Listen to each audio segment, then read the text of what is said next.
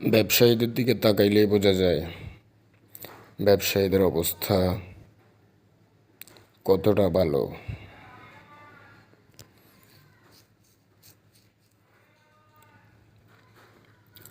বৃষ্টির কারণে ব্যবসায়ীদের অবস্থা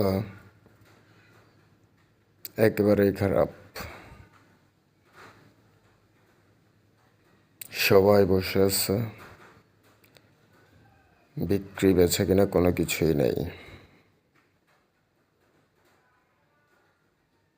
বোঝেন তাদের অবস্থাটা কেমন। সবাই বসে আছে।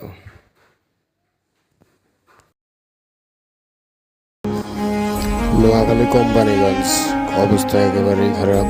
টানা বৃষ্টিপাতের কারণে খামারের মুরগিগুলো মরে একবারে ছাপ। সবাই দোয়া করবেন।